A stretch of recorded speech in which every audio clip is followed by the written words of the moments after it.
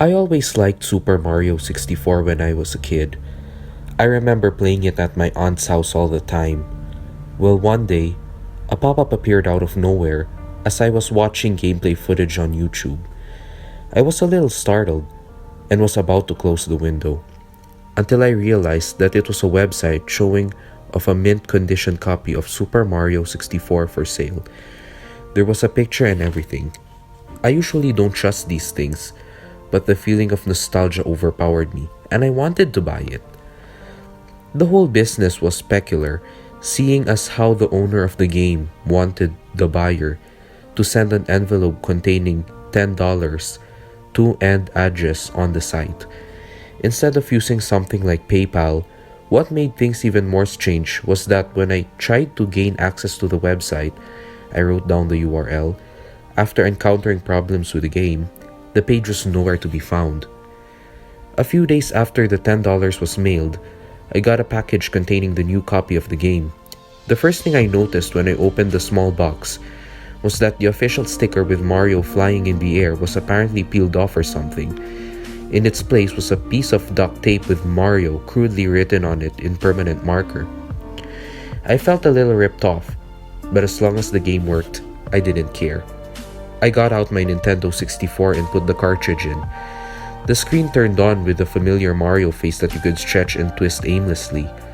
I remembered laughing all the time at the results as a kid and decided to mess around for old time's sake. I moved the cursor over to Mario's ear and pulled it to elven portions. I was going to do the same to the other ear when the TV suddenly produced loud static. Mario's whole head started deforming and twisting in many ways that I didn't even know were possible for the model. Random sound effects from the game started playing along with the static. As all this was occurring, I could hear a faint voice whispering in Japanese. The voice was stammering and whimpering. I immediately shut off the game and tried again.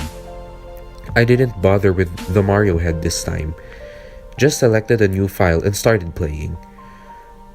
When I selected the file, the game skipped the opening monologue by Peach and the courtyard outside. Mario was just placed right there inside the castle. Creepier still, Bowser didn't say anything either. I tried to ignore it and played anyway. However, I was also noticed that there was no music, just dead silence. There weren't any toads around to talk to. The only door I could enter was the bomb-on battlefield. The other doors wouldn't even respond to my button commands. The portrait to the bomb-on battlefield wasn't the usual picture. It was just a stark white canvas.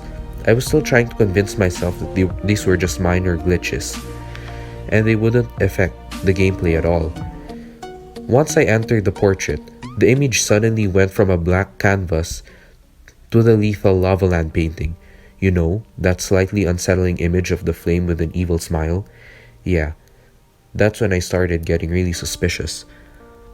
The mission select menu came up, and yet another weird detail was present. Instead of Big Bob on the summit, the mission was called Turn Back. I have no idea what drove me to press A, but I did. The level seemed normal, everything was how I remembered it. I thought I could finally enjoy my favorite childhood game, but when I saw him, Luigi, I was absolutely shocked. He was never in this game. His model wasn't even a Mario palette swap. He looked like a completely original model. Luigi just stood there until I tried to approach him. He started running at unexpected speeds. I followed suit and went through the level. Strange things happened as I pursued him. Each time I picked up a coin, the enemies and music would get slower, and the scenery would look darker in color and more morbid. It kept gradually getting worse until I collected a fifth coin. Then the music just stopped. The enemies lay down on the ground like they were dead. I was seriously freaked out, but I kept chasing Luigi. I went up the hill. No cannonballs rolled down, trying to knock me over. I really wasn't surprised at this point. Luigi was just out of my sight as I ran. Once I reached the summit, I saw yet another object out of place. A small cottage was all that was seen on the top of the hill. Luigi was nowhere to be found. The cottage was certainly odd looking for a Mario game. It was old, plain, and broken down. Regardless of my fears at that moment, I had entered the cottage As soon as the door closed, a disturbing picture of a hanged Luigi immediately popped up, along with a very frightening scare chord. It sounded like a violin screech, accompanied by a loud piano banging. Mario fell to his knees and sobbed, roughly, for 5 minutes. Then the screen erased out. I returned to the castle. Mario slumped out of the painting. The image switched from the lethal lava land portrait to the image of Luigi hanging himself. The room was different this time. It was a small hallway. Toads with blank expressions and white robes lined the sides of the hallway. There was another painting at the opposite end that just completely utterly scared me. It was a picture of my family. It wasn't even a photo from the time Super Mario 64 was released. It was a very, very recent photo. I remember posing for it last weekend. I reached for the on and off switch of the N64. There was no way I was gonna play this anymore. However, when I flipped the switch, the game was still on. I flipped it back and forth, but no avail. I tried unplugging the whole system, but it never left the screen. I was still able to control Mario. I just couldn't leave it on forever, so I kept playing. I went to the photo of my family and I jumped in. Only one mission was available, of course. This one was called Run, Don't Walk. I selected the mission. Let's go. The level started in a flooded hallway with platforms on the floating water. Mario landed on one of these, and the camera turned to show what was behind. A silent black void was slowly approaching Mario. It didn't look like anything. It didn't even look like finished graphics. Just a giant blocky black blob. I started jumping from platform to platform, with no goal in sight. I kept running, the darkness slowly but surely gaining speed. This kept going on for what felt hours. I was really doubting there would ever be an end. Mario was just going in circles. Finally, the black blob void thing caught up with Mario and enveloped him in darkness. He couldn't scream or resist at all. It just consumed him. Mario fell out of the painting and back to the castle. I lost one of my 3 lives. The room was different now. Some toads were gone, and the painting looked different. My family and I were in the same positions, but our bodies were partially decomposed. It looked too real to be photoshopped. It looked more like someone just took our dead bodies and posed them. Regardless, I jumped in the painting again. Mario was in a small room. There was still only one mission available. It was called I'm Right Here, spelled just like that. I selected the mission and prepared for the worst.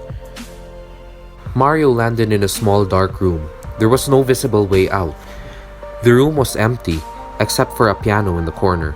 I knew what that meant. I was stuck in there with the mad piano. I approached it, and it started chasing me as always. There was no way to damage it, so I had no choice but to let Mario take damage. When he lost all his health, the usual death animation didn't happen. Mario just got mauled by the piano. He fell as his blood and guts spilled on the floor, and the camera panned to a top-down view of his corpse. A distorted version of the merry-go-round music from Big Boo's Haunt played as the screen slowly transitioned from the in-game shot to a photorealistic sketch of Mario's dead body in the same view as the shot. It was very unsettling. I cried softly as I gazed upon the image. I lost another life. The photo of my family was shown again. We were even more rotten than before. The view zoomed into the painting, like I was warping again. I was greeted with a shot of Peach's castle from the outside. The castle was crumbling in ruin. The fields were on fire. The sky was pitch black. Bowser's laugh played on a loop in the background as children mockingly chanted, "You couldn't save her." This went on for a long time until a close-up of Peach's face accompanied by an extremely loud screech interrupted the loop without notice. Peach's mouth was open, wide, as if she was screaming, and her eyes were empty black holes. Suddenly, I was back in the hallway as Mario was once again ejected out of the painting. Now all of the toads were gone, and me and my family looked positively repulsive. Maggots were wriggling out of our holes. in our flesh. Guts were spilling out of our bodies. My dad's eyeball was hanging loose from its socket. It was too much to bear. But something still urged me to trudge on. I jumped into the painting with only one life remaining. This time, there was no name for the mission, just a blank space where the title would be. I selected the mission, and Mario landed on a very small island in the middle of the ocean. There was a solitary sign. It read only, "Dive." I did just as it said, and entered the water. The ocean was dark and empty. There were no fish. I wasn't even able to see anything in the water besides Mario.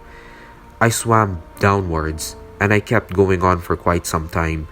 Yet Mario never ran out of breath. I counted roughly 10 minutes of swimming until I decided to go back up.